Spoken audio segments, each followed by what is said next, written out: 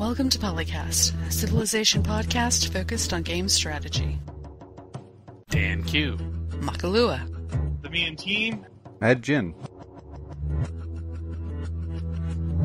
With guest co-host Canis Albinus. Premise here is that you're on the New World. So if you remember from the first intro movie, at the very end, the colony ship arrives on the new planet. You see it from orbit and the drop ships are falling. But you've established yourself. This small Arctic research base picks up a signal. We have debated the nature of the object since planetfall. But it wasn't until it began to slow and change course that we were certain it was a ship. A ship from Earth, launched long after we thought it was impossible. Its course clear, and its arrival imminent. Celebrations swept the colony in anticipation of reunion with our brethren. As we watched its approach, we prepared for any eventuality. Launch day of Civilization Beyond Earth Rising Tide. Our birthday, if you will. Happy birthday to you. Andrew came up with that one, folks. Isn't that? Your son. Now, the wait is over.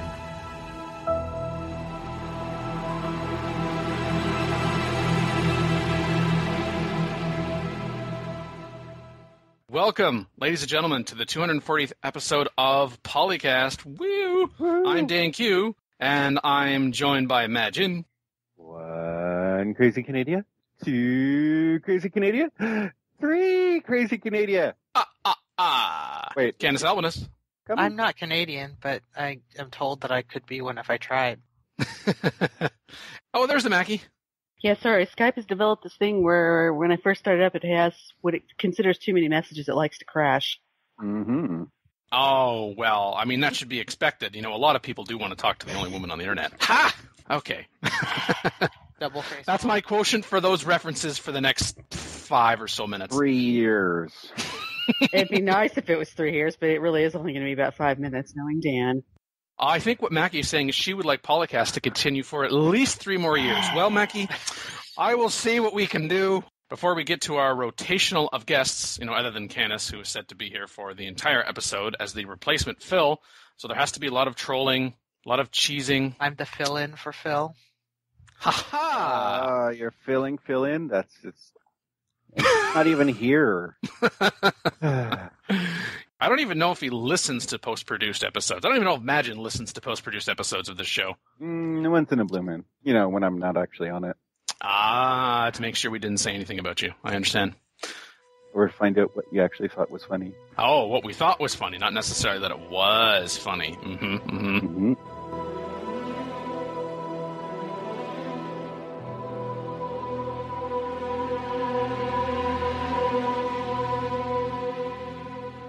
Expansion pack to Beyond Earth Rising Tide has been announced and has been released. Fanfare. Woo! October 9th, 2015. Raising the States, a retrospective on the design and goals of Civ Burt. And I must say that I find the title a bit misleading. Yeah, it had nothing to do with Civ Burt. It had nothing to do with Civ Burt, except the fact that apparently Burt is in fact a Civilization title. So once you get past that, there was some interesting elements in this panel for Firaxicon 2015, led by Will Miller and David McDonough, co-lead designers on Civilization Beyond Earth and Civilization Beyond Earth Rising Tide. So there's the connection. Where essentially the first part of it was designing a game by committee, air quotes, with some people who were there at Firaxicon, and they focused on essentially pre-Civ in a way, shall we say. But there were some interesting quotes that came out of it just from a general context. I'm Will. This is Dave. And the topic of our talk here today is whose Civ is it anyway? This is going to be an interesting experiment and perhaps an unmitigated disaster. It'll be funny, though. But it'll be funny. It'll be very funny. So you guys will have a good time regardless. Wanted to give you kind of a behind-the-scenes look at what our process is for designing a new Civ game. So we're going to do that on stage right now. My favorite comment came from David McDonough, though, where he said, Classic Civ is, as we like to say, the elementary school textbook version of history. It's a textbook? very layman's knowledge. Sid likes to use the phrase, do your history research after you make the game, and we take that very seriously. We want the game to reinforce the things that everybody already knows about and already thinks are cool, because that's why you think the game is cool. Like, the game never makes you feel dumb or makes you feel like you needed to learn more in order to appreciate it.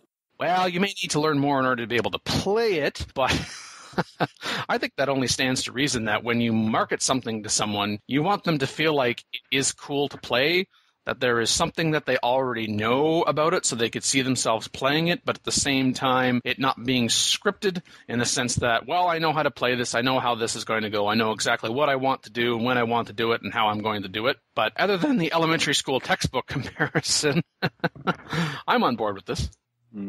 Jake Solomon, lead designer on XCOM. What do you think about when you think about exploration in Civ? I think that's kind of the heart. For me, it's probably my favorite pillar because there's two sides to it. I think that as a player, there's something very, very powerful, both thematically and mechanically, pushing back the darkness, right? I mean, it is that sense of possibility that all of the fog of war represents, that as a player, being able to push that back is very exciting. And like that part never, ever, ever gets old, no matter how many thousands of games of Civs you play. And then I think the other aspect of that is that once you push back the darkness, it allows you to have both short-term decision-making. So as a player, you're like, which direction am I going? And then as you reveal something, you're like, oh, I'm going to follow this, or I'm going to dig into this natural feature. And then over a short period of time, you start building a medium and then long-term strategy when you're like, oh, man, I got to build my next city here. Oh, man, I'm up against this Civ over here. And the most part, to me, in strategy games is formulating a strategy, and then you get kicked off of your strategy that you formed and you develop a new one. But being able to form that strategy comes out of exploration. Yes. I would agree with that. Sure. If you don't explore, you get crap. You don't get stuff and things. You don't find the shiny wonders. We learned this at Civ Revolution. They had to put stuff on the map to make people go look for it. Ooh. Is that really what you want to learn from Civ Rev? No, that's one of the things they did. I like to think a lot of that was actually more about the target audience.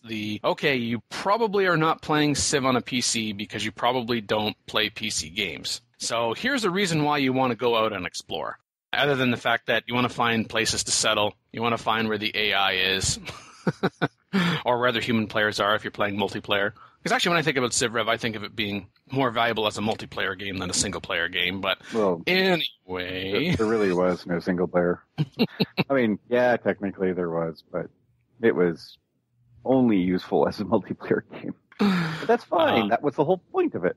Dennis Shirk. Dennis is the franchise producer for Civ. Talk to us a little bit about your experience with Civilization in the context of combat and units. This all comes down to adding a level of stress to the game. You've got this situation where you're exploring and you're expanding and exploiting, and there's nothing really to check that except maybe other decisions that the AI is making, the order in which they might be researching or building things. But there's nothing to stop you from just going to town and doing exactly what you want, when you want it, where you want it. And combat provides that wild card of sorts. They're the things that you can't necessarily plan for. It's that kind of pressure that without that, I don't think it's as compelling a game. You've got to kind of prepare for that. It takes you out of your comfort zone in terms of doing exactly what you want to do, because the real world is full of surprises, and that's where this really shines. Whoa. Did he just quote the real world? Oh, scary. He mentioned the great beyond. He did. We have a system that we like the sound of. We have a gameplay that we like the sound of. This is going to be fun for players to use. Gameplay came first, and now we're trying to make it work with the story.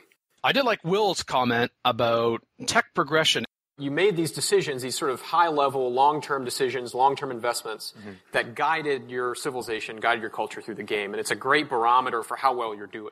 Yeah, that is true. Because whatever victory condition you want to go for, you are going to need some kind of investment in technology. And you want to be able to defend yourself in order to keep the territory or other shinies that you have. You're going to be needing to progress, at least relative to your opponents on the map, on the opponents that can reach you and do damage to you. That is very true. Affinity level's a nice marker for that, too. Well, yes, but since it's all tied to tech... Yeah. Mostly, but not exclusively. Right. Sufficiently. You can try and quest your way through, but it's not going to get you much. Well, if you go the wrong way in the tech tree and you just kind of spread everything out, and then you have, like, all your affinity levels are 5 or something like that, that's not as powerful as somebody who's gotten one up into the teens. I don't know. 555 actually gives you so much health you don't need virtues for health. Well, I was thinking on a pure military level there. Sorry. Yeah, well, of course. Thinking, how fast can I blow up the other players? But if you go 666, you can blow them up much faster. See, I was trying to avoid that number set, and there you go. Actually, 6.6 gives you overpowered patrol boats versus somebody who's silly enough to try and get to 10, because it's way faster to hybrid. We're going to ask Anton Stranger, designer extraordinaire on Civilization V's expansions and Beyond Earth, to join us. I think technology and culture are kind of like the most closely linked pillar to the myth of the game. And Civ is always this really nice balance of parts that are procedural and random and different every time, and the player tells their own story. And there are other parts where there's similar things every time, and you can kind of rely on a sort of common thread underneath all of your playthroughs. And I think technology and culture are that second thing. They define what is possible and when it is possible. Yes, I will agree with that as well. Basically. How boring. How boring. There's no controversy in that statement. Boo. Ugh. I was just trying to get kind of the general points, kind of general takeaway from the actual panel itself. And yes, there were multiple other panels from Firaxicon, but we will get to those in a future episode. And I guess, honestly, some of the other set topics that we have are going to probably come up as a result of having our guests on. So we are going to get a hold of our first scheduled guest.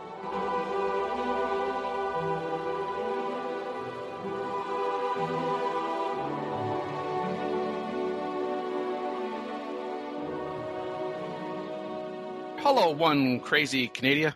Hello. First important question. Do you have the Rising Tide expansion for Civilization Beyond Earth? Yes, I do. What are your first impressions? Both good, bad, and indifferent. They're OCC. Ha! OCC. Good. This was the type of immersive game I was hoping for when it was released. I guess having the leaders with their own dialogue, a whole different mechanic, not like Infinities, but diplomatic capital, makes it really different from Civ 5 in its own way, I feel. I guess the bad part is how diplomacy is, though new, it is now not completely functional in the way everyone's used to in Civ 5. Let's see. I'm winning a war score, and the only way I can get peace is if they offer me every single city but their capital. Doesn't seem to work that often. Mm-hmm. Indifferent. I'm not sure. I like the idea of the hybrid units, but I feel like they're add a nice touch in how they each have a different ability, but they're not placed in the tech web in the sense that why don't I just rush for like level 6 affinity so that I can upgrade my Marines to one of the affinity units to make it really strong. Mm-hmm. 666. Get everything. 666. Yeah, that's all you need is if you hit 6 affinity compared to going for like 3 purity and 3 harmony and getting the immortal, I think 6 affinity is closer to a victory condition compared to 3 and 3, unless you're doing a contact style. Let's see, aquatic cities are a new addition. I like the fact that it adds a whole varied gameplay, but I've had to change my settings to a small map with adding AI compared to a standard map with 8 AI, just because it seems the water adds so much more room. The first game I played, I had like 7 cities before my borders even considered touching another AI, and by then I was fully sufficient to just run a simple victory and not have any war problems with anyone. Yeah, there's room for improvement. Oh yeah. But I see the direction they're going, and I like it so far. I had one game I'm playing now. The first few games I just tried to play water cities to see how it worked, and this one I was playing more land, and I built a navy anyways, and I had 3 AI declare war on me from one direction. And I held them off, but because all their One Direction declared war on you? You know what? I was thinking it too, but when did they show up in the game? Maybe they were controlling the 3 AI on the same front. What are you talking about? They're the scarab beetles. Though I defended against the 3 AI attacking me, I noticed that their aquatic cities were like only 10 strength. So though I had a lower affinity army, I just built a few boats and I conquered like 6 cities total. So it just seemed to... I've done the same thing. Strength through the hybrids, all from there. Mm-hmm. I know like fixing diplomacy so you can maybe possibly get energy per turn or flat energy or science per turn or a flat amount of diplomatic capital might definitely improve negotiating. So with regards to Civilization Beyond Earth Rising Tide, would you say that as it stands right now, would it be enough to say to a Civilization fan who does not have Beyond Earth, get Beyond Earth now with Rising Tide, or would you say it's more, no, if you already have Beyond Earth, then you should go out and get Rising Tide?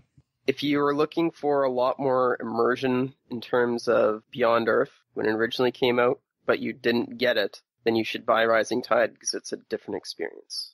If you have Beyond Earth already, and if you enjoy the Civ franchise in general, you should grab it. But if you're looking for something that's like a solid, complete game, you might be waiting for a patch or two. And of course, there's already comparisons to Gods and Kings for Civilization V, and comments being made that, probably patches are not quite enough to address issues that have not already been looked after in terms of what was in Beyond Earth, or issues that arise with Rising Tide. Would you say that that is a fair comparison based on your play so far? I think it's also similar to Warlords as well from Civ 4, in the sense it seems like the first expansion always adds a couple of new things that are very great ideas and fun to play, but they're not truly realized or fleshed out to their full potential, and they don't necessarily solve other core problems that the game might have. So yes and no. Yes. And I guess actually one more question that I have for you, and maybe some of the other panelists have a question as well. I know you also have Civilization V, including both of the expansion packs. Is there enough in Rising Tide right now that you would prefer to continue to play it as compared to going back to Civ 5? Would you still play Civ 5, or could you even see yourself playing Rising Tide as well as Civ 5? Not at the same time, if you know what I mean, but in other words, is there enough to keep you playing right now as opposed to going back to something else instead of waiting for a patch or two? Yes, but how long is another question. So it'll depend on what is patched and when to see how much longer you are going to continue to play Rising Tide, perhaps before going to another Civ title or another game altogether? The thing about Civ 5 is that it's a well fleshed out game, and Rising Tide still has a few similar problems, but I enjoy it right now, and I'll probably play it for a while still. Well, thank you very much, One Crazy Canadian, for coming on. You were a guest on episode 226 here in Season 9, and we look forward to having you back on the show again in the future. Anytime, guys. Thank you.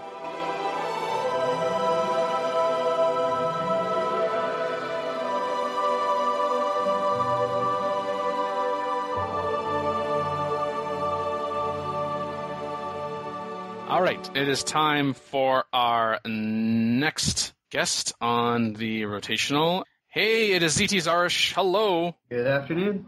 Wasn't long ago that you were on this show for the first time, episode 237, also here in Season 9. So, do you have Civilization Beyond Earth Rising Tide? That is correct. I've been playing it a little bit.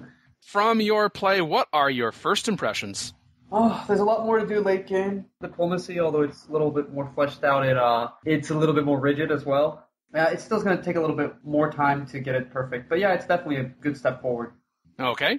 Would you say that, as it stands right now, is Rising Tide of interest to just those who have Civilization Beyond Earth? Or, as it stands right now, would it be enough, would you say, for someone who enjoys the Civilization franchise in general and has maybe held off on getting Beyond Earth, that, yes, now is the time to dive in? Yeah, I'd say yes to both of those questions. It's definitely good enough. Definitely. I mean, anybody who has Beyond Earth wants Rising Tide. It's just too much of an improvement to pass out on.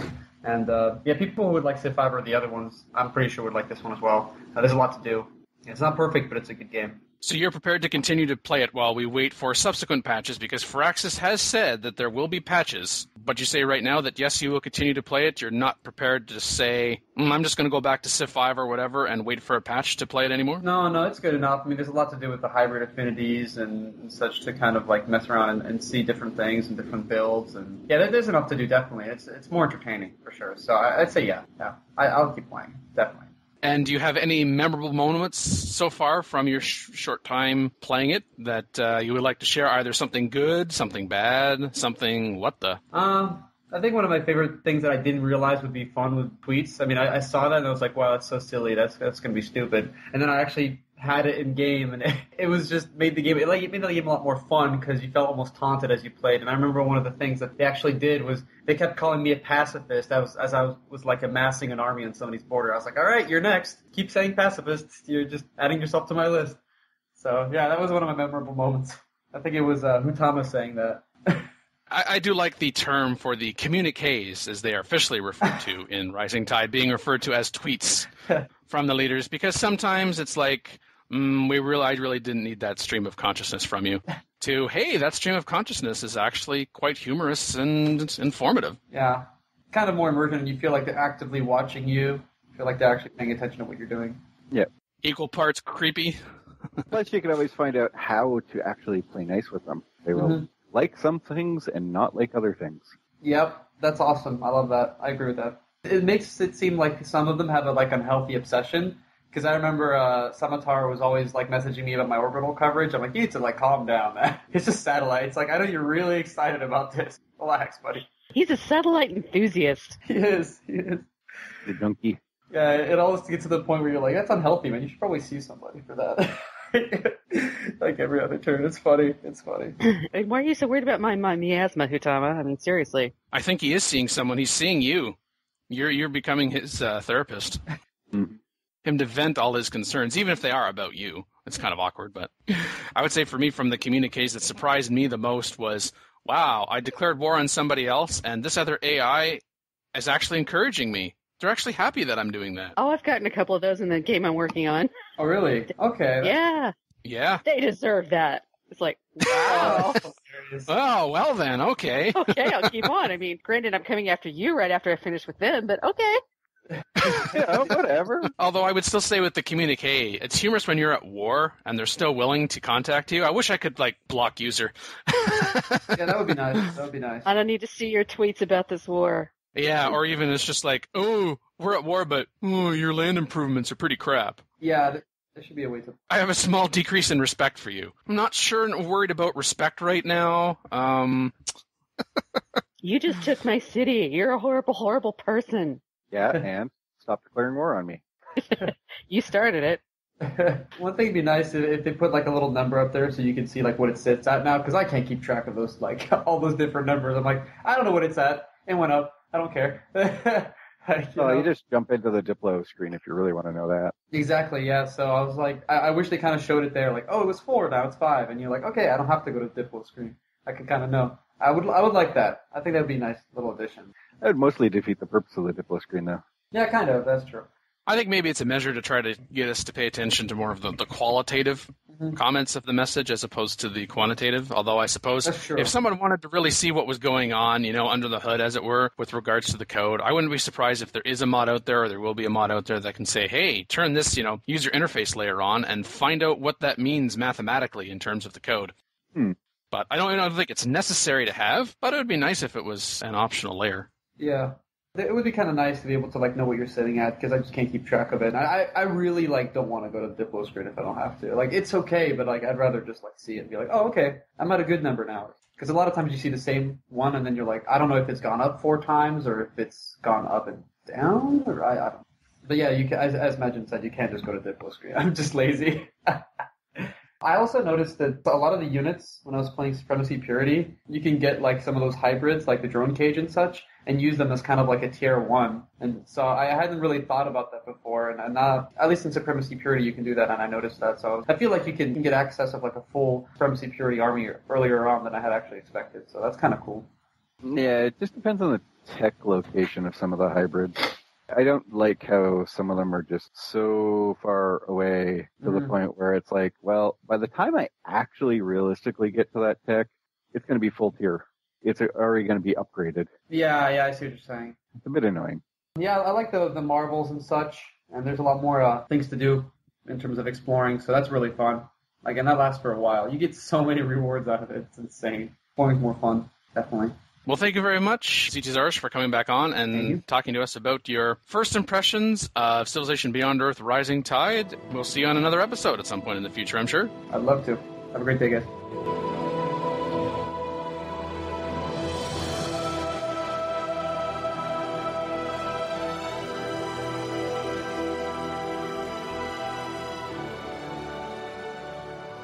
But in terms of reviews, because so far, the couple of guests that we have had on, they have been generally favorable. And I think that describes most of the critic reviews of Civilization Beyond Earth Rising Tide as well. It's averaged out to about 80, which is pretty decent. Okay, yeah, but, if you're looking at Metacritic for that, Metacritic's garbage now. Now, Dan gave us a link to GameRankings.com, which shows you some, so. Yeah, GameRankings.com is consistent, as is the new OpenCritic as well. For critic reviews are hovering around 80%. The Metacritic also brings in user reviews, which it's of interest, but I don't think it's as of much interest just in the way in terms of how those reviews are counted. But if we look at that, then it's at about 60% Yeah. out of 50 users, as opposed to the 80% of 29 critics. Yeah, so you have to get rid of the outliers first, like the one on Metacritic that gave it a 0 for a user one. Like, okay, go away. Yeah. Like, that's not a review. But then again, you say the same thing for all the ones that gave it a 10. Like, you didn't even bother to look at it before you wrote a review. Is that it? Or you have no clue what's going on, and therefore you just gave it a high number. Is that it? Or you got it for free. Yeah, that too. Well, that's not always the case. But even if you look at the quick write-ups on Metacritic between the various actual quote-unquote critics, which at this point is pretty much anybody who has a blog can seemingly get in here. You get stuff like Gaming Trend that gave it a 95. Their quick write-up is, Bert is a well-developed, superbly balanced, and refined evolution of the original. That is so foolish. Bleep. I'll bleep it first. He'll bleep that for you. Yeah, it's not. Well, it's not. Like, there's obviously broken stuff in the game, War Score. It is not superbly balanced. The forums are like alight with all sorts of badly chosen ideas. And refined evolution? Not really refined. It is an evolution, but it's not really refined. There are some nice evolutionary points to it.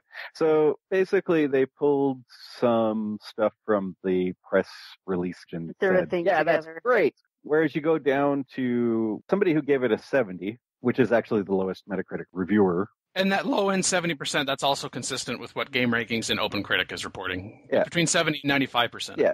Bert is an enjoyable expansion pack that offers numerous new features and improvements. However, it's not quite the leap forward that some Civilization fans are hoping for. Okay. Oh, yeah, we got this covered, yeah. Yeah.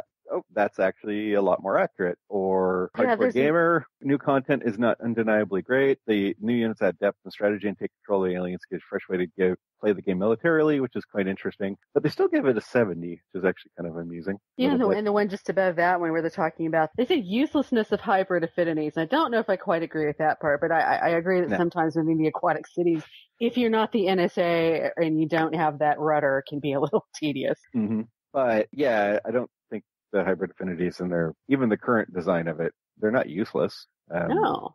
I mean, yes, there's no victory condition for it, so some people are a little upset at that, but whatever. At least some of these are a little better, although that one also quotes the impressive price tag, i.e., this thing is way too expensive based on what you got for an expansion. And in some places, same cost as the base game, which just makes it really dumb. This is why I love Green Man Gaming. Yeah, that too. I actually like what PC Games Germany. Oh, yeah. It says, good to see that Firaxis Games is following its tradition in optimizing core game features that could have worked out in a better way. So Beyond Earth's diplomacy is much more entertaining now. The aquatic gameplay and the hybrid affinities now offer much more strategical depth. The new artifact system is a lot of fun to experiment with, and there are many improvements in feature details. But still, it's not the same overall fantastic game experience that Civilization stands for. Even with the add-on improvements, Beyond Earth appears like a little sci-fi brother to Civ 5. And you get kind of a comparable comparison from multiplayer.it, which is like, better to wait for further expansions, unless you loved Beyond Earth, basic Beyond Earth, and then in case which, go for it. Whereas Level Up also says, this is recommended for completionists more than for newcomers who should stick with Civilization 5 and its expansions, because Rising Tide is a quote-unquote mixed bag. It's an expansion that fails to meet the standards of its classic counterpart, but adds much-needed improvements to water combat and diplomacy. Mm-hmm. Actually, The Escapist kind of hits it on the head for some stuff.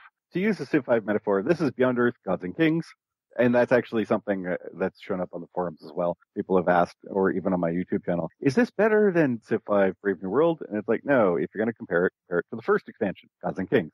It adds a few new things, adjusts a few others, but overall doesn't really have much impact on the core game, which is mostly true except for the aquatic cities and some of the other stuff. The mechanics are still there, but it's sort of ironic that this expansion adds in aquatic combat, since the thing it seems to lack most is depth. The coat of paint, not a deep fix. But they still give it an 80, so...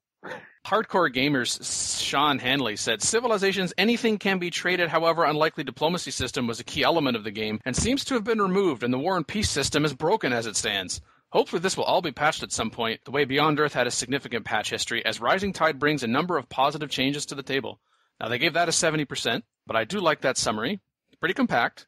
but I think it's balanced. It talks about the good and the bad and also needed next steps. Yeah, I mean, if you're going to review a game, A, play it. B, don't just say, oh my God, this is so awesome. You're not Will Miller, okay? He actually gets paid to say that. You, on the other hand, not so much. But also going like horribly negative is also not very worthwhile. Unless it really, really was crap. And I don't think it really was crap. The chat asked, what is PolyCast score for Rising Tide? I would probably float it about 70, personally, just because there was new stuff added. Some of it was actually deep enough, like the artifact system and stuff. The new diplomacy system, I actually do like that style. I like the concept that they tried to get to. I don't like their implementation, and I include War Score peace deals as part of the diplomacy system. So they got most of the way there and then either ran out of time or whatever, but they really just need to finish it. And if they do finish it, it'll actually be way better than the previous diplomacy stuff. So yeah, there are some good things in there. There is some other stuff that they just didn't finish.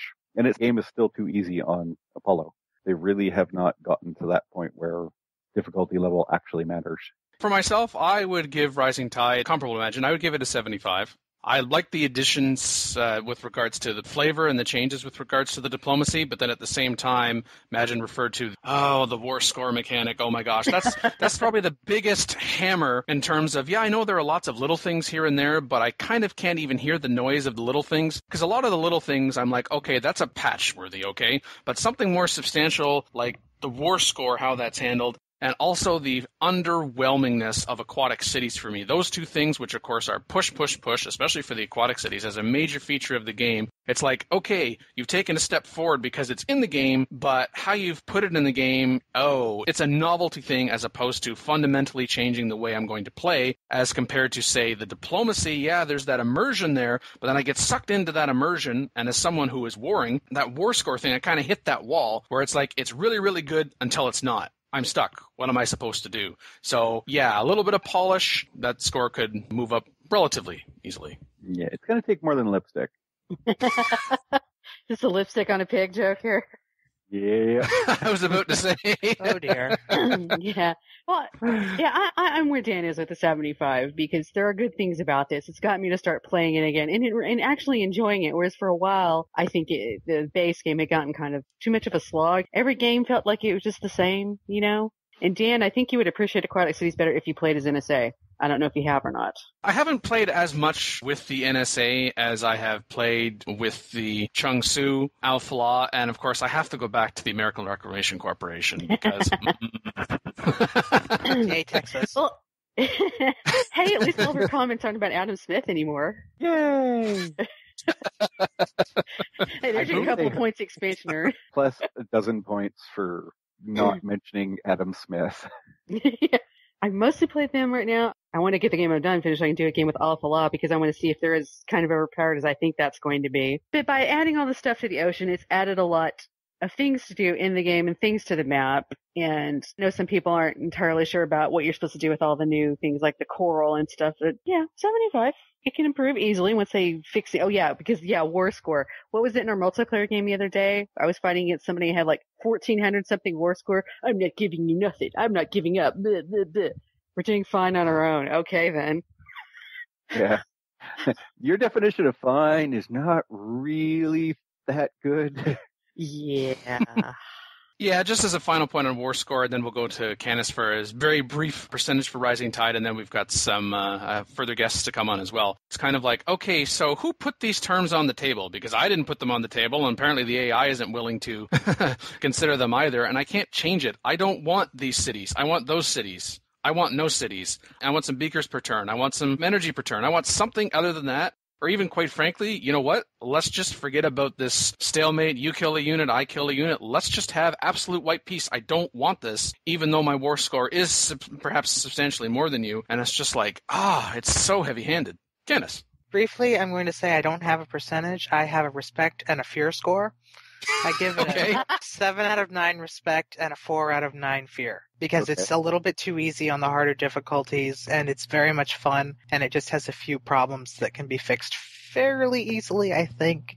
A couple things might be a little harder, but I think it's definitely a major improvement. On the fear ranking, does that mean 9 out of 9 would be I fear that I like this game or I fear that I hate?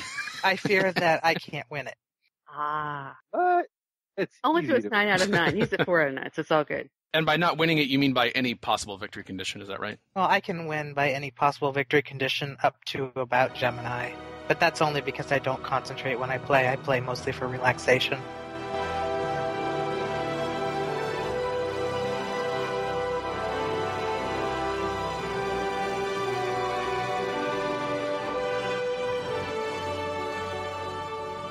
We are now going to bring on our next guest. Past guest on this show has a first name that I absolutely love for some reason. It's Daniel Cole, who has been a guest previously during seasons 3, 4, and most recently on season 8. Hello, Mr. Cole. Hello, hello. First impressions. I'll start by saying this is not Alpha Centauri 2, for those that were hoping. Probably all one of us left that were hoping they were going to make this Alpha Centauri 2. The immersion is much, much better, but anybody who's played Alpha Centauri 2 at all, if I say Zarkov, or if I say Lao, or if I talk about the American religious nutcase, you're going to know immediately what I'm talking about. Even the additions, they're just not real characters yet, which is fine, and it makes gameplay potentially better because you decide what your character is. I prefer the other. The whole idea of our players make the best stories, I think, is bullcrap. The new art is wonderful. The new aliens, especially, I don't think anybody's mentioned that yet, are actually scary. Part of that scale, the worms I didn't think were large enough compared to normal units to be as scary as they should have been. I didn't get the sandworm from Dune vibe from them, really. I do from some of the other aliens. If you play NSA, you're probably overpowered. Anybody who watches recent Turncast, I die on Apollo in the first, 100 turns or something to the NSA. But make sure you build ships. Ships incredibly important, incredibly powerful. Yeah, actually, that's kind of a springboard. Yeah, if you've got any kind of water on the map, and there's any kind of cities that are on the coast or otherwise in the water, Navy, I find it's kind of one of those things where I'm not really so concerned about what my affinity is. I'm not really concerned about even hybrid affinities. It's, do I have affinity points so I can upgrade my naval units? Yes, great, let's go. Yeah, because otherwise you will die. So maybe it's that I don't know how to play it. Maybe it's that I have too many other things I'm doing, but Apollo is certainly hard enough for me now. Other people might have different opinions. So it's certainly not Alpha Centauri 2 yet. It's certainly not as good as I would like. Like others have said, War Score is terrible. I liked the other system better. I like being able to negotiate. I was never one of the people that thought this was just a whitewash of Civ 5 and that it needed to be somehow different. The fact that it's science fiction makes it different. I do have to disagree that I miss Ark talking about Adam Smith all the time because that actually gave her character. Ark was one of the 2 Beyond Earth characters that were actual characters, that were actual, people that if I say Ark, you know exactly what I'm talking about. I mean, they have personality now still. It's just different that she's not quoting Adam Smith all the time. Is that fair? I think she has less personality, and I think since you get to choose the traits and the personality is different game to game, then I would disagree with that statement. One of the things in Alpha Centauri that I actually really enjoyed is that each faction had positives, but it also had negatives. If you played the capitalist faction, you could only choose capitalism. If you chose Lao, you could only choose democracy. I think those worked because it gave them character, it gave the game character. But I like RPGs almost as much as I like strategy games, and Alpha Centauri was a mix with a strategy game and an RPG. So we know that each one of the factions has a particular trait that they cannot change. It's their default one. Right. And then they have the choice with regards to the other ones from domestic and political and military. Right. I could certainly see a faction having a particular bias towards one where all things are created equal. And for myself personally, I like the fact that they could deviate because then they respond to the in-game conditions, whether it's map-based, AI-based, victory condition-based, affinity-based, that it gives them that bit more versatility as opposed to being able to say in the first few turns, oh, look who's here and look what's going on in situation X. We know that they're going to want to go in this direction, so they're already going to essentially screw themselves over because that's the way they always go. that would be true since these aren't really based on philosophy. But if you have a certain philosophy, you should kind of stick with it regardless. You know, if you are a capitalist, you're a capitalist all the time, always. That was what I liked about Alpha Centauri. But I'm an armchair philosopher as opposed to an armchair historian. And that was the joke, that Alpha Centauri is for philosophers and Civ is for historians. Well, when it comes to the humor, I mean, Beyond Earth Rising Tide has puns in it. And I mean, that's just automatic I right agree. there. I mean, the tweets, as somebody else called them, are wonderful and actually add character. I like that. I like the new systems as systems. The artifacts are hilarious. I love finding a copy of a coffee maker and ripping it apart and getting culture from it. I find that funny. Or a copy of Half-Life 3. Yes, I like that one. I haven't gotten that one, but I love hearing about it. That's funny. The diplomatic capital seems kind of stripped from Endless Legend, which I kind of still think Endless Legend is a better game. But it works. I enjoy it. Some of the agreements I don't think I will ever use. Could be wrong, but there are just so many, and I think some of them are not useful for the way I play. But that's fine. And there's some that when the AI come to ask you for them, you're like, there is no way I am giving you that. That is way too powerful. Right.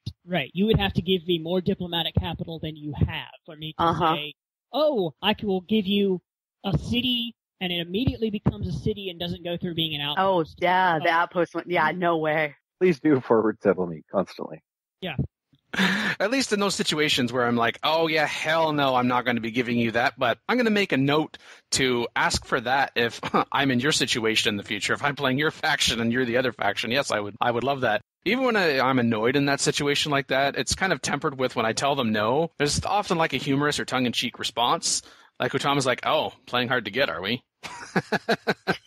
Or that's rude or some such. Yeah.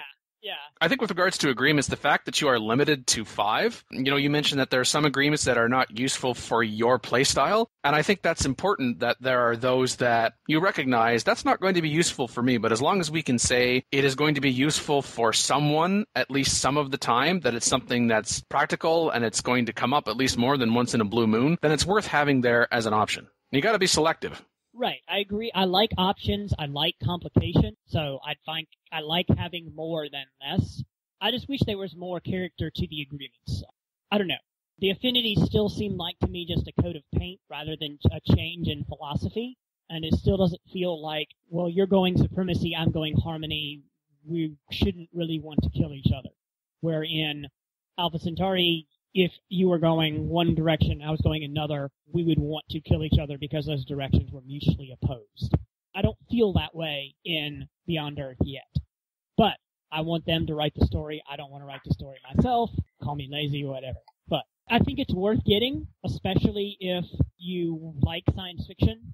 Now, this is for people who don't have Beyond Earth at all. If you like science fiction, I'd go ahead and get it now. It's definitely improved. It's much more immersive.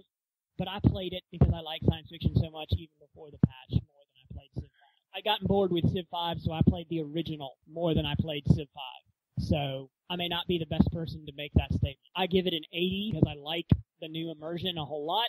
Some things are terrible. They should get rid of War Score entirely and go back to the old system. Some things, I haven't played enough with sea cities to know whether I like them or not yet. They're too easy to take over, I think. A couple people have already said the AI does not build enough of a navy to protect them. What else? Oh, I like nobody else is going to mention this because nobody else cares, but I like the new moving picture endings. I found those very good. Even when you die, which I can now say since I died to the NSA, you get a nice cool one. So that's a nice addition. Thank you for that. So I think they took the quote-unquote moving picture side a little too literal. Movies are moving pictures, but when you call it a movie, I think most people expect an actual movie. That's why I said moving pictures and not movies. They're not movies.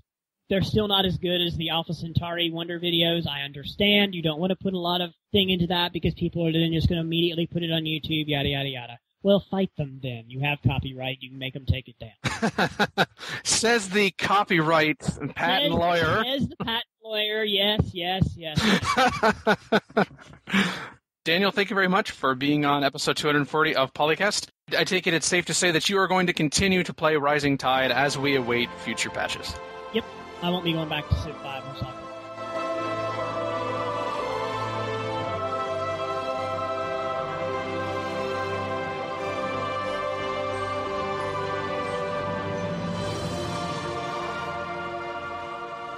We're now going to bring on another past guest, and we are generally going from less senior recurring guests to more senior recurring guests, as in either the first time they were on the show was longer ago than otherwise, or just simply the number of return appearances. The person we have now has been a guest most recently in episode 239, the most previous episode, what do you know, but was also in 3 times in season 8. It is Darkest Onion.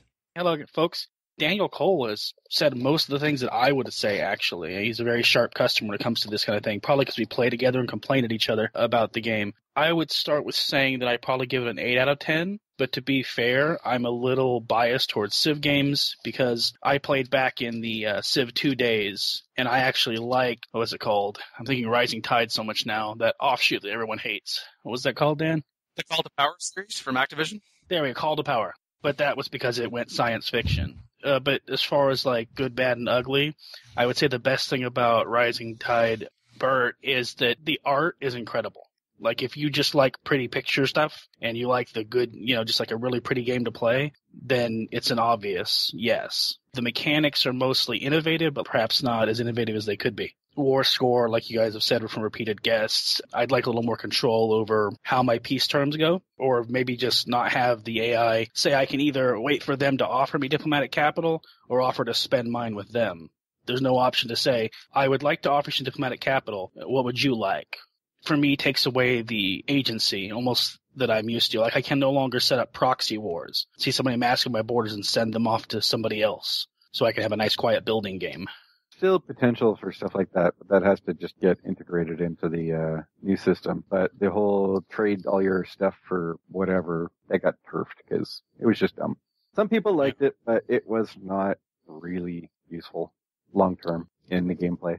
Yeah, but with their aesthetics, I really was a little disappointed with the phrase Wonder Movies. I saw from one of the developers, like, well, I'm sorry, we probably shouldn't have called them movies. Yeah. And I'm like, you probably shouldn't have, because you had me really happy. Ruben Datalinks in the chat asks, is your 8 out of 10 based on the current state of the expansion or the potential once any major issues are fixed?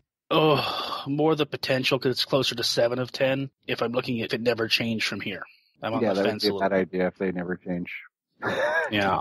I've seen a trend in some games, let's call it streamlining. That's what I'm going to be nice today and say. And streamlining is great to get new fans in. And I'll admit it, I don't like it, but it's what it does. But too much streamlining makes an old school fan like me feel like there's other games I could be playing. And I play a lot of Civ and a lot of Beyond Earth. So I'd hate for it to get so simple that they take the choice away from the players. Which is kind of weird because you look at the diplomacy system and it takes some of those options away, but then it gives you all those agreements, which is an incredible amount of choice. I also wonder if maybe they're overwhelming players with all the number of agreement choices. I think, was it Cole that was saying, you don't know if your play style is going to fit 10% of those things. But it's also good to have that for everybody who wants to do different stuff, right? Yeah, and I guess the important thing with that is even if you're not certain about an agreement, either the terms of it or I would really like that agreement, but I don't want to get that closer to you, AI, at least not right now, is you can up and cancel them. I mean, yeah, there's going to be a diplomacy hit potentially if you do that. But of course, when you enter in agreements as well, there can also be a diplomacy hit with the other AIs. It's like, you shouldn't trust those people. Right. So it's kind of one of those, on balance, I don't know, if an AI is really keen for an agreement, as soon as they meet you, I would say take a step back. Maybe in a turn or two, you could propose it yourself. It is possible that they'll say no, but if it kind of takes you off guard, I wouldn't say instantly go yes, unless you know that what they're offering you is going to give you a very immediate benefit in exchange for what you're giving up, because then you could be like, oh, well, if that person is upset that I entered that agreement, I'll just go and squish you now with the thanks towards the agreement that I just got with this other person. Well, speaking of enemy tweets, it always makes me laugh because let's say I go to a war with somebody. Another player will be like, well, that's great. Awesome. Don't trust them. Then later I'll do some kind of peace because I don't really feel like continuing the war for whatever reason. And like, you really shouldn't trust them. I lose the respect-fear thing. Yeah, it's always respect. Fear is not based on diplomacy at all. Fear is literally how many units do you have versus them. Outnumber them and scare them.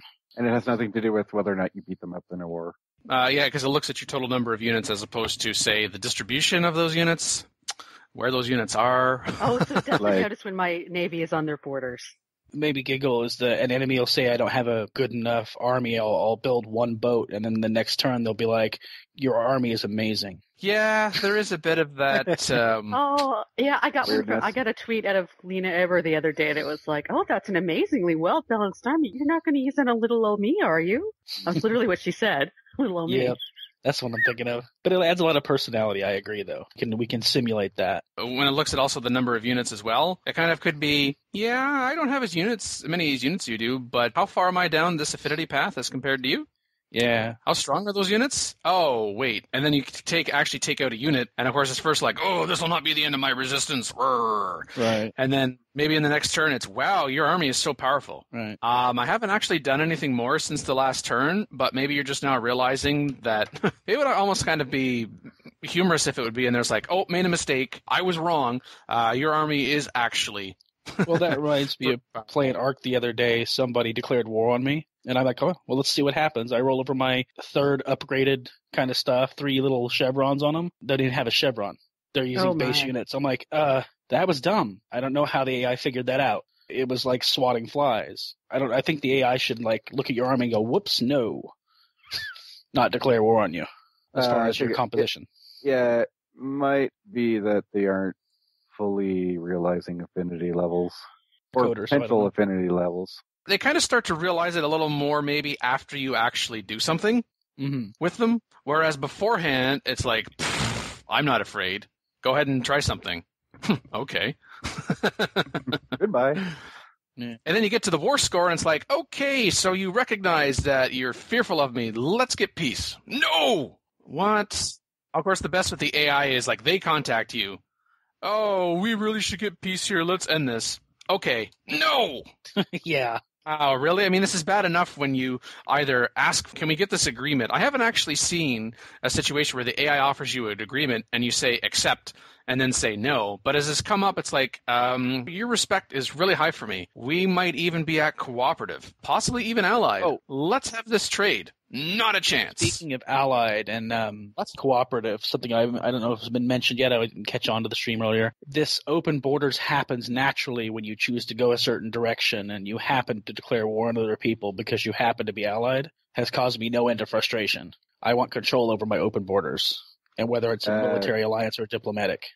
Don't be friendly with anybody. Well, that's been the solution, actually, sadly. But no, like that got changed so that when you start cooperating, you open your borders. Well, open borders is only a problem for 2 reasons. One, people running through and settling behind me. An ally, of course, so I can't really go after them if I still want to have an ally. Or the AI that does weird things. They're not in a war, but they're going to move their entire army in the middle of your fight.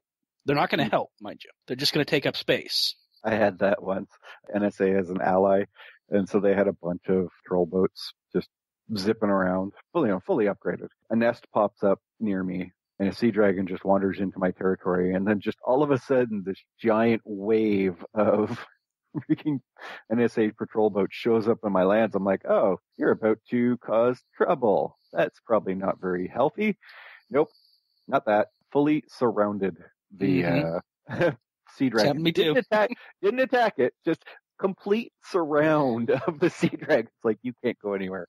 Stay here. Well, I actually had the AI or the NSA run in and take a city I was conquering. Because I miscalculated my assault, and like, I'll just run my boat in. We're at war with them too. I'm like, that just made me think of in situations of Civ 5. Thanks, City State. Yep. I wanted that, but I would say though that if you are allied with someone and then they use that opportunity to get the open borders and then settle behind you, as it were, maybe they're air quotes ally and not really ally, and perhaps that's a good sign that what. I made a mistake. You suck. Casus belli time. Quite possibly. So, final question to you here, Dio, because we have some more guests to get to. So there is definitely enough that you would say in Rising Tide right now that you are going to continue to play as we wait for a patch or 2 or more. Yeah, and I'd recommend people buy it if they already have the base game. Or just get it for free. Well, there's that too. Yeah, some lucky people, but the people listening now. Thanks, Dio, and look forward to having you back on again in the future. Catch you next time.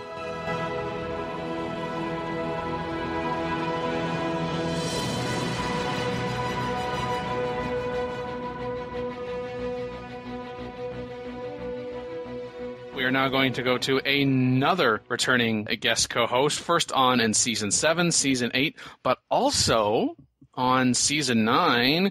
It is someone who was very keen to come onto the show and was actually on the call before we started the live stream. It is Fuzzy Fractal 42. Andrew, hello. Hello, how are you guys doing? How you doing? I knew someone was going to do that. How you doing? Oh, and I'm sorry. I did not give the proper hello and salutation to Fuzzy. Hello! Almost missed an opportunity there. So, Fuzzy, do you have Civilization Beyond Earth Rising Tide? Indeed I do, yes. Yes, I do. First impressions, good, bad, and different? I feel pretty positive about it, actually. For starters, I really appreciated the overhaul they did on the visual elements of the game and a little bit of refinement. On balance to that, I feel like the UI is a little bit confusing at first, and I had trouble sort of figuring out where everything was. Once I got used to that, though, I kind of feel like, they really give you a lot of ability to customize. There's a lot of power behind the agreements, power behind your civilizations. The hybrid affinities really kind of open up a lot more choices. I also kind of feel like sometimes BERT gives you a little bit too much choice, and as a player who didn't play it for a year, pretty much a new player to the game, I kind of feel overwhelmed with the amount of buildings there are to build, the amount of text there are to research, and I guess I feel like more doesn't always mean better. I guess I just don't know the game well enough yet.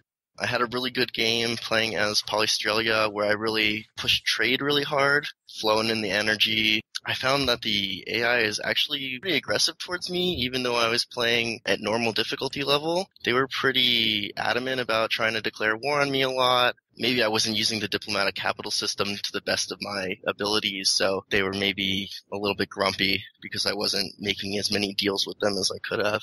Was it an actual hot war? Was there actual conflict? Or was it just mostly Cold War? Like maybe someone dragged them into it?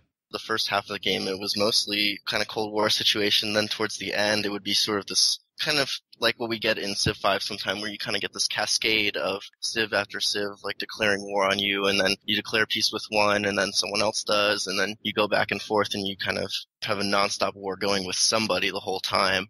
Luckily, because I was playing on such a easy difficulty level, I was able to just fend off the AI units, and there was one point where they took a city from me for a couple turns. It was a water city, so I guess that happens sometimes. It's kind of just something that's part of the game, is that those water cities are really vulnerable. I didn't try moving the city, which is something I really wanted to try to do, is move the city and figure out how to use that to a tactical advantage, but I'll have to try that next game. So in general, pretty positive about it. Probably a little bit more positive than most of the other guests on this podcast today, and maybe even most of the reviews for the game in general. I was pretty entertained in my first game, enough that I'll probably come back for more on it, and probably still play Civ 5, but yeah, I'm definitely ready to play more of the game. Yeah, it's definitely not a choice of Civ 5 versus BERT. I mean, they are two different games. Mm-hmm. Mm-hmm. Well, it's more about, okay, which one am I going to devote my limited time to play games? And I at least enjoyed that first game well enough that I did start a new one. If I do have an opportunity to be on Turncast sometime, then, definitely will consider playing Rising Tide with you guys. After playing Beyond Earth before the expansion, it was pretty clear pretty quickly that this wasn't something that was really fun. It wasn't really fleshed out as well as it could be. Was boring, and myself and many other people went right back to Civ 5 pretty much right away within a month of Beyond Earth coming out. So definitely don't feel like that's what's going to happen this time. Yeah, I think it's going to take a little longer this time at least. Mm-hmm. Right. It's on that front that I had in mind when I've been asking all of the guests that have been coming on this rotational today for this episode. Do you feel like you're now going to go back to Civilization 5 while we wait for a patch, or are you going to continue to play? As opposed to less it being about Civ BERT versus Civilization 5, but it was just a year ago that Beyond Earth came out, and yes, we've accumulated a number of more of hours in Civilization 5 since then, but fortunately, it's not, quote-unquote, that much more as compared to last year, yet there's this new Civ title, and in our gaming group for Turncast and other gaming circles as well, and people just stick to single player, they were going back to Civilization 5 because of the issues with it. Because as you said, Andrew, you've got limited gaming time because of this real life thing. Ugh, what a downer. And so you have to make kind of those choices. And then I will say, you talked about if you have an opportunity to be on Turncast again. Yeah, I've been meaning to talk to you about that. The expiry date on your card for that. Yes. I mean, wait, no. I'll have my people call your people.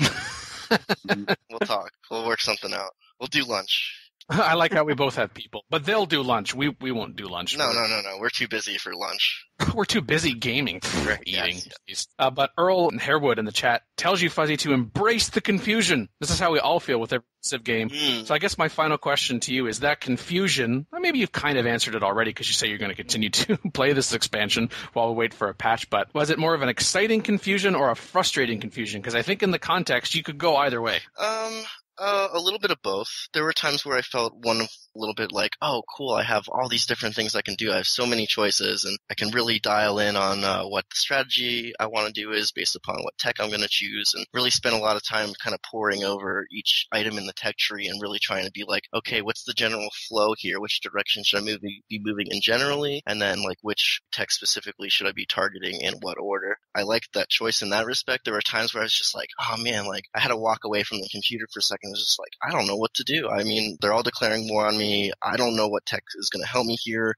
I'm not even completely sure how to win the game necessarily, at least not how to do it efficiently. I'm just kind of like building, going through the Civpedia, trying to figure it out on the fly. So I guess I felt a little bit of frustration. It's like, what am I supposed to be doing here? What is my long-term goal? Which is honestly kind of my general problem with Civilization strategy and strategy games in general is like, okay, how do I get from A to B? How do I really get from what I have now to where I want to go?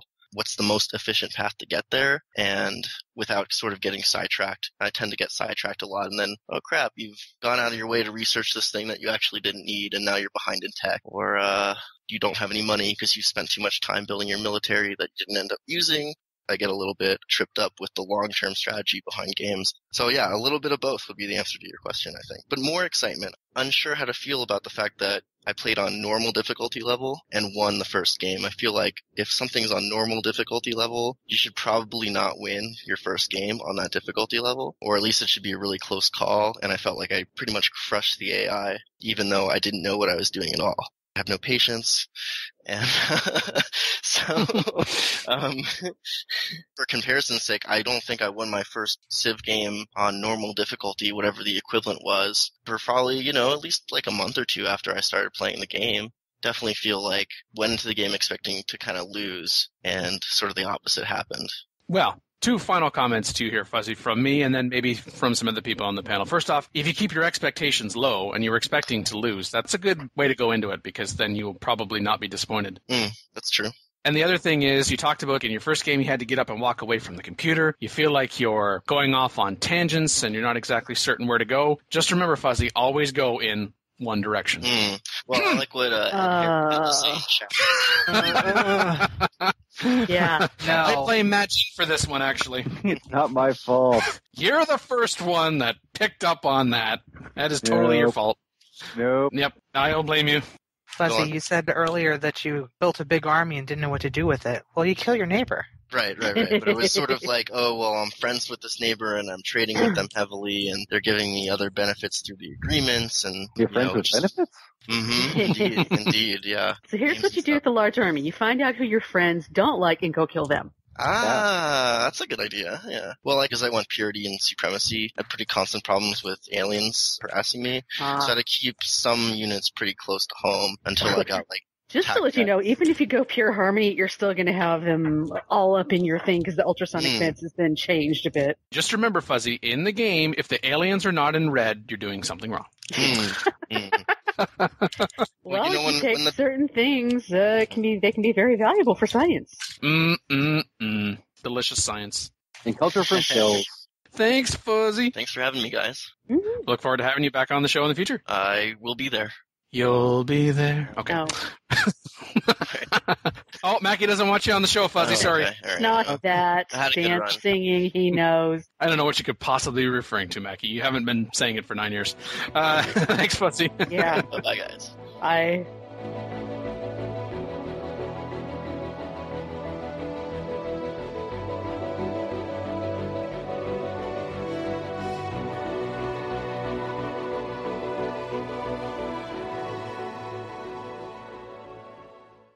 Yes, Mackie, you had a thought? Continue. No, I was just saying bye to Fuzzy. Yeah. Oh, okay. Just wants him out of here. Why do you guys always make me sound like I'm some mean person? Because you are. I'm not. Mackie is nice. Be nice to Mackie. Yes, Mackie says mean things nicely. This is true. Yep. What? Pretty good at it. You guys are nuts. Yeah, I know. She's so good at it, it sounds like she's actually being nice, but that's not how it goes. Twisting words. English language is fun. Fun with words. Hey, Scott. Hey, Dan. Hey, Imagine and Mackie. How you guys? And Candace, how you guys doing? Speaking of fun with words, it's Scott. Yeah, I was doing that. She's my way to say hi to Scott. Wait, what? Did I miss something? Scott is the most frequent guest co-host on PolyCast to date. Wow. And you keep letting him do it. I know. Season 3, Season 4, Season 6, Season 8, and Season 9. I know. So, now I already know the answer to this question, but we're asking all of the guests on the rotational saying it. Scott, do you have the Rising Tide expansion pack for Civilization Beyond Earth? No, I don't. I don't. I really don't. Now, no doubt our listeners are probably thinking... Oh, no doubt. Seriously, you got to bring them in this? Oh, what's wrong with that? Come on, no doubt. I agree with what several people have said, that the tweets actually, or the communique tweets, whatever, do seem more immersive. It seems like you're actually communicating other AI. They're actually... They seem less AI-ish and more like how real people would react, which is, I think, what he's going for there. The ocean looks great. And I also saw for the marvel that he found, which looked like this big Tyrannosaurus Rex, like the bottom of the skull, like the bottom of the jawbone. But it just looks, it's like 4 or 5 tiles. So that's great. It's like they've taken a next step from the natural wonders in Civ 5 and made it a bigger thing. Have you been looking at what the community has been saying? Yeah. What's your pulse on what the community is saying in terms of their perspective on what's good, bad, and indifferent with regards to Rising Tide? I think the thing that feels really disappointing is the ocean cities, because I was expecting this to hopefully bring a new dynamic to the game, and all I've been seeing is just people feeling kind of underwhelmed with it and not really impressed with what the cities can do. And I have to repeat my earlier recommendation, play NSA or watch someone play NSA. There's a lot more you can do with that. They have a trait that's unique to them that is specifically about the water cities. Better defense and less hammers invested in trying to move it, so they can actually zip around pretty quickly. It just seems like there could be more in this expansion, but it does seem like it's getting better. Progress is being made. It just seems like a shame that it had to be an expansion pack to make it better, but at least it's getting better, so that is good. But, I look forward to playing it eventually. And all right, we'll cover it just on this episode, and we'll make a pact not to refer to it again, but we want to reflect what comes up again and again in the community. What is the feeling with regards to the community and the price point for this expansion pack? Yeah. Let's cover it once and never speak of it again. Mm-hmm. Wait for It'll go on sale. Yep, there'll be a Steam sale eventually. Well, thank you very much, Scott. We look forward to having you on again in the future. Yes, I look forward to that. Thank you for having me on.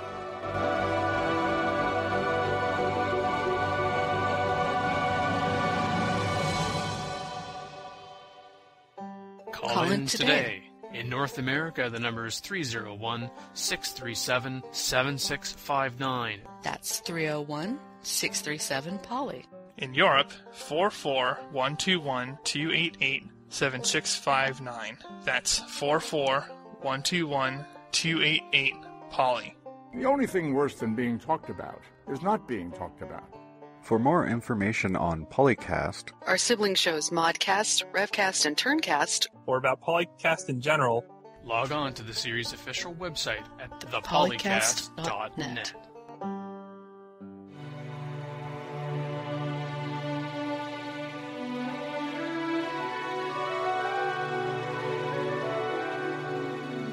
To enter to win one of 5 Steam codes for Civilization Beyond Earth Rising Tide, courtesy Firaxis Games, complete the following sentence at any time during the live stream and post in our YouTube chat.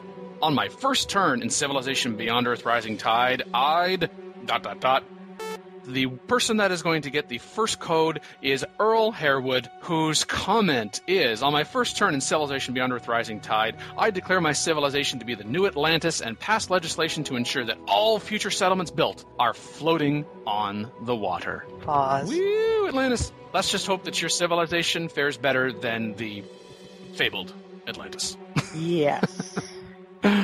None of that poxy land for you people. Somebody accidentally sunk your city. Whoops. You shouldn't have tried to do that with whatever technology you were playing with. The second code goes to Luke Becker, who says, on my first turn in Civilization Beyond Earth Rising Tide, I'll probably lose somehow. Oh my goodness sakes. And you know what?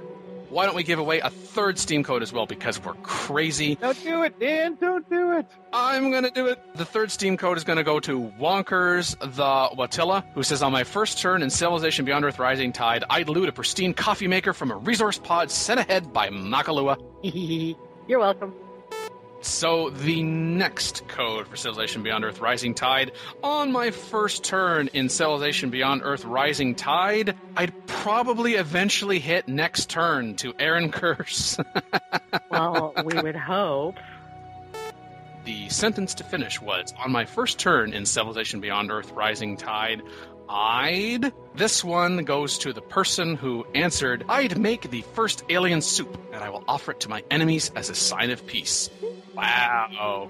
Congratulations, Phoenix Winged. So for all of our winners, that's Phoenix, that is Aaron, that is Luke, Wonk, and Earl. Of course, you can choose to either activate it yourself, attach it to your Steam account, or you could send it as a gift on to somebody else. The choice is entirely yours. And thanks again to Firaxis Games for making this giveaway possible. Mm-hmm. Yay!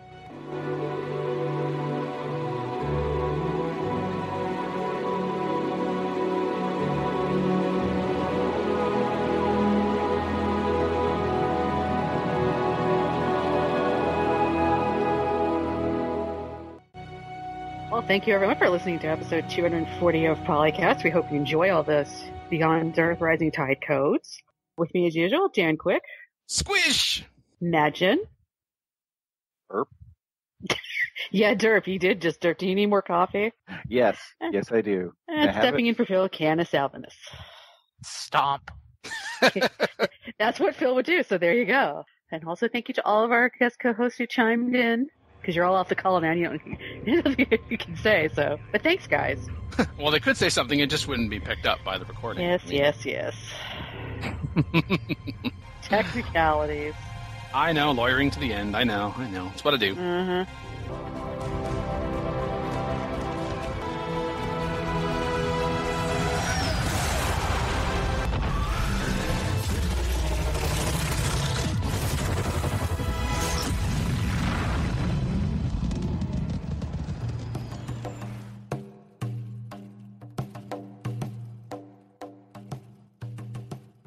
No, And you has shall been only patched. call it Bert. Civ Bert is also acceptable. Yes. No. That assumes it's actually similar to Civ. Oh, I see. It's not actually Civ, it's Bert. Yeah, Bert.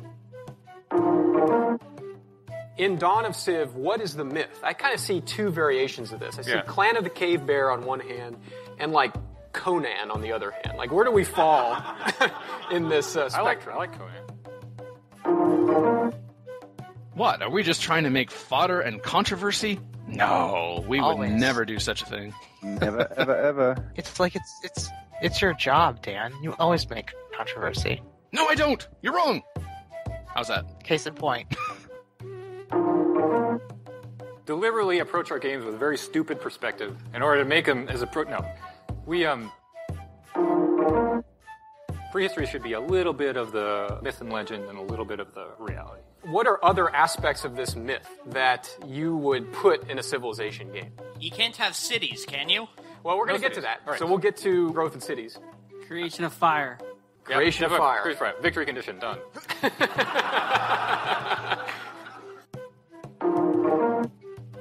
We're actually a little bit ahead in terms of our time, which is yay. So why don't we just take a few moments here and jump to the Commercial break? next... What? Go do a commercial break. We don't do commercial breaks in here. What? Commercial break. Do you like dramedies? Visit... No. Dan will... OneMoreTurn.net.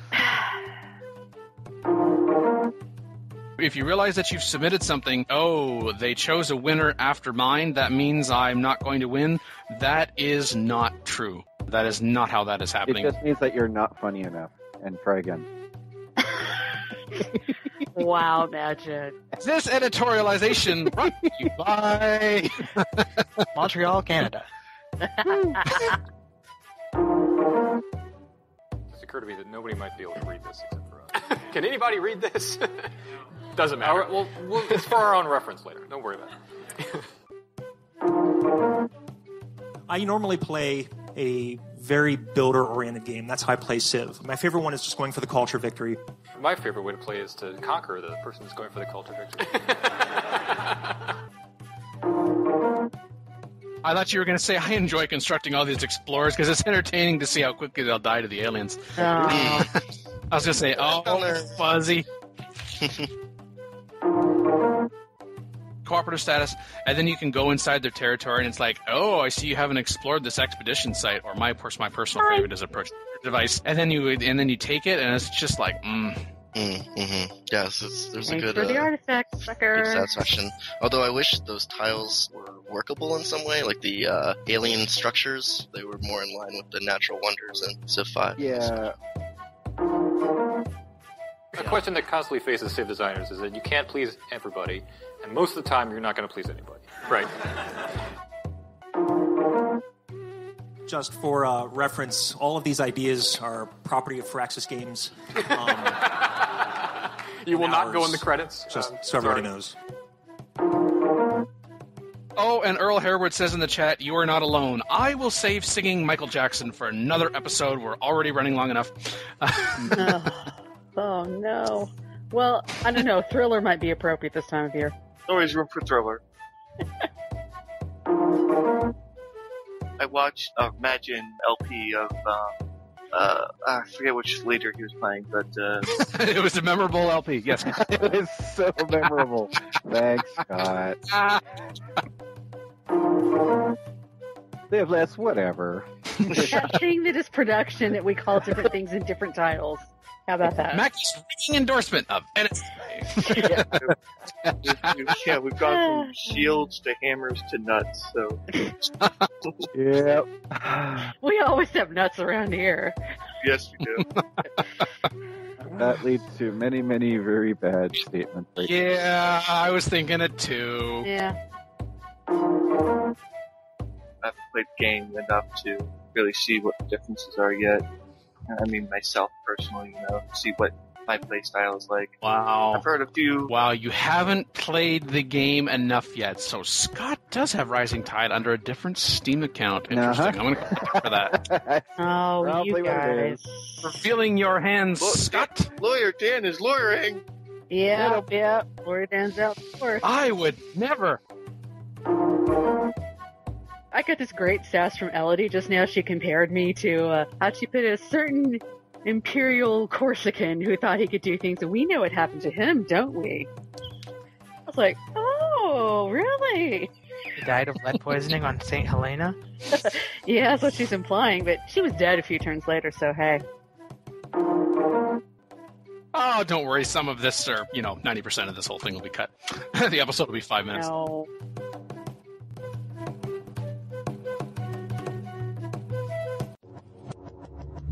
Record date October 17th, 2015.